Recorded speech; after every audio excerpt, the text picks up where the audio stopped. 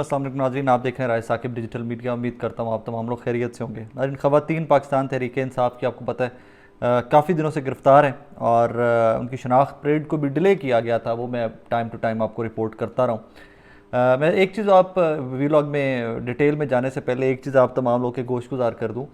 खुदारा उन Twitter handles का या उन रिपोर्टर्स का बिलीव किया करें कि जो ऑन स्पॉट होते हैं।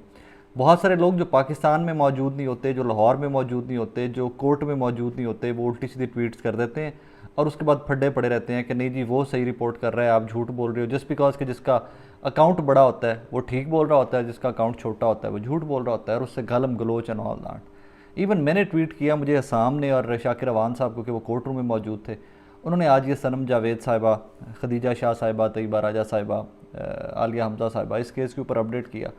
तो मैंने फर्दर वही ट्वीट किया जो मुझे वहाँ से कोर्ट रूम से रिपोर्ट हुआ और उसके ऊपर मुझे भी इवन लोगों ने अच्छा भला कहना शुरू कर दिया कि तुम किस तरह के सहाफ़ी हो, उनकी ज़मानतें हो गई हैं, तुम झूठ बोल रहे हो, ऑल दैट। अल्लाह का नाम है, उन लोगों का यकीन किया करें कि जो कोर्ट रूम में, और आज की सारी कोर्ट प्रोसीडिंग में जो रिपोर्ट कर रहा हूँ ये मुझे हसाम राना साहब ने रिपोर्ट किया। वो कोर्ट रूम में मौजूद थे, मैं कोर्ट रूम में मौजूद नहीं था। बहरहाल जी, let me tell you the details of today's proceeding. आज तमाम जो ख़वातीन हैं इनके अपने अपने वकला पेश हुए अलग अलग। समीर खोसा साहब खदीजा शाह साहिबा के वकील हैं, बहुत अच्छे वकील हैं। तो वकील साहब ने कहा जी कि खदीजा शाह साहिबा को गैर कानूनी हिरासत में रखा गया और ना वकील को मिलने दिया गया, ना उनकी फैमिली को मिलने दिया गया। तो उसके ऊपर जज साहब ने पूछा कि जी कैसे गैर कानूनी हिरासत में रखा गया।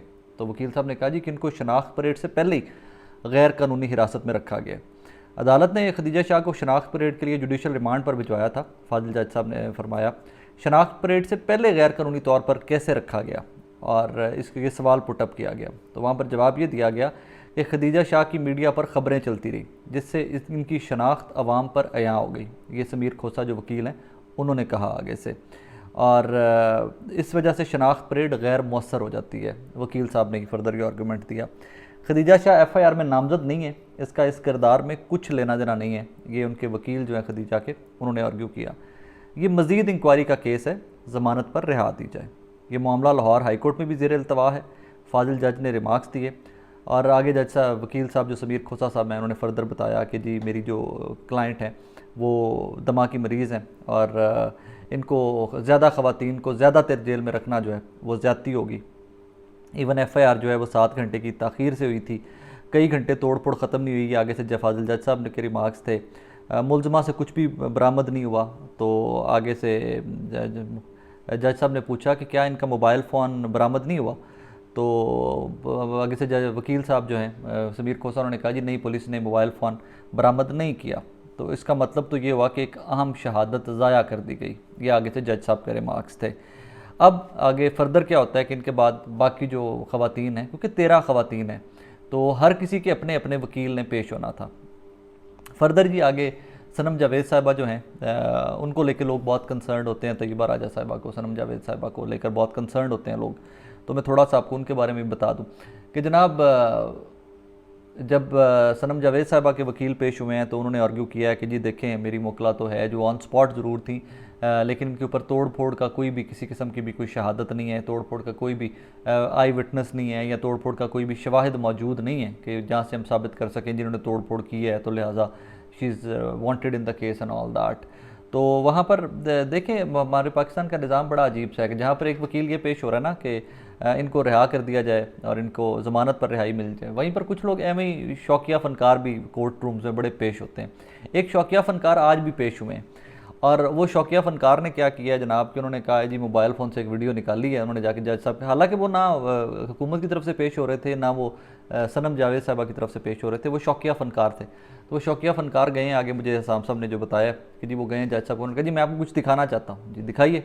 तो उन साहब ने जाकर मोबाइल फ़ोन के ऊपर एक वीडियो निकाली, उन्होंने कहा जी देखें सनम जो साहिबा जो हैं ये तो गालियाँ दे रही हैं और ये हो गया और वो हो गया। तो उन्होंने कहा जी ये जो गालियाँ दे रही हैं इनका नाम फलक जावेद है, ये इनकी बहन ज़रूर है, सनम उनके साथ है लेकिन सनम गालियाँ नहीं दे रही। तो इस किस्म की कहानी हुई है, और फिर उसके बाद शौकिया फ़नकार साहब हैं जो हैं वो बेचारे पीछे हट के खड़े हो गए। अब फर्दर क्या होता है इसमें कि जनाब वो जज साहब इसमें रिमार्क्स बड़े इंपॉर्टेंट देते हैं। कहते हैं इनका कसूर और कुछ है कि नहीं है, इन्होंने दुपट्टा तो फेंका था, वो आपको याद है तैयबा राजा की एक फुटेज है जिसमें पुलिस के आगे दुपट्टा फेंक रही हैं। फिर जज साहब कहते हैं आगे कि इन ख़वातीन का सबसे बड़ा जुर्म जो है वो ख़वातीन होना है, कि ये ख़वातीन हैं, इनका सबसे बड़ा जुर्म यही है। बहरहाल जी फर्दर आगे चलते रहे मामलात आके, तो उसमें भी आज की फिर से वही बात कर रहा हूँ मैं, बार बार एक चीज़ दोबारा आपके जहन में डाल दूँ कि खुदारा उन अकाउंट्स को फॉलो किया करें कि जिनका काम है रिपोर्ट करना। कोर्ट के रिपोर्टर्स हैं जो, या जो एंकर्स, या जो हमारे रिपोर्टर्स स्पेशल केसेस में खुद जाते हैं ऑन स्पॉट, उनको देखा करें। आज भी कोई साहब थे वो इस्लामाबाद में, ये पिंडी में कहीं बैठे हुए, उन्होंने वहाँ से खच्चे मार के रिपोर्ट कर दिया, और उसके बाद ट्विटर के ऊपर लोग लड़ते रहे, गालियाँ देते रहे एक दूसरे को एंड ऑल दैट। उसके बाद ये आलिया हमज़ा साहिबा हैं, उसके बाद सबूही साहिबा हैं, मरियम मज़ारी साहिबा हैं, इन तमाम ख़वातीन के वकला अब फ़र्दन फ़र्दन पेश होंगे ज़मानतों के लिए।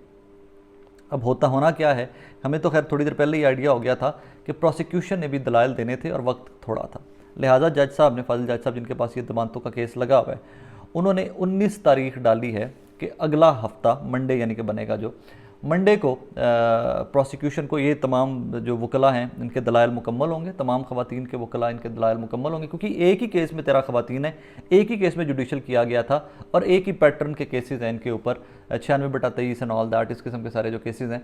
लिहाजा इनको एक ही दफ़ा जज साहब सुनना चाहते हैं इन तमाम ख़वातीन के वकला को, और उसके बाद प्रोसिक्यूशन क्या कहती है कि उनको क्या चाहिए, उनके पास क्या शवाहिद हैं, इनके पास क्या सबूत हैं कि जिनके ऊपर इनको जेल भेजा जा सकता है या आगे फर्दर मुकदमा परसू किया जा सकता है। वो तो सबीर की जो खोसा साहब है उनकी आपको दलाइल से भी समझ आ रही होगी कि भाईजान इस केस की फर्दर इन्वेस्टिगेशन चाहिए, लिहाजा हमें ज़मानत पर रिहा कर दें, हम कोऑपरेट करते हैं अदालतों के साथ। लिहाजा 19 तारीख डाल दी गई है जी कि 19 तारीख को जो ख़वातीन हैं इनके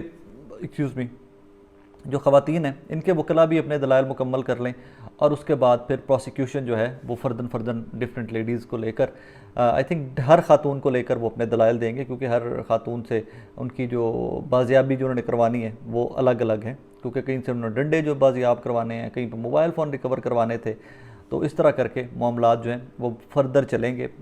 लोग इसके ऊपर डिफरेंट राय रखते हैं। देखिए तहरीक इंसाफ के वर्कर जो हैं वो डिफरेंट राय रखते हैं, वकला डिफरेंट राय रखते हैं। कुछ लोग कहते हैं कि 1-2 दिन की हियरिंग भी डाली जा सकती थी, लेकिन एटीसी में आपको पता है सिर्फ 2 जजेस होते हैं, 3 जजेस होते हैं, एटीसी में जजेस की तादाद बहुत कम है और केसेस बहुत ज़्यादा होते हैं।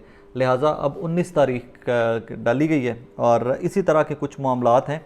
काफ़ी सारे मर्द हजरात जो थे FIRs में, जिन्हीं में इन्हीं में जो थे नामजद भी नहीं थे, कुछ नामालूम की जगह पे पकड़े हुए थे एंड ऑल दैट, कुछ को नामजद कर भी दिया गया, वो भी कैंप जेल में भेज दिए गए हैं। उनकी भी अदालतों में अब आगे ज़मानतों का प्रोसेस स्टार्ट किया जाने वाला है।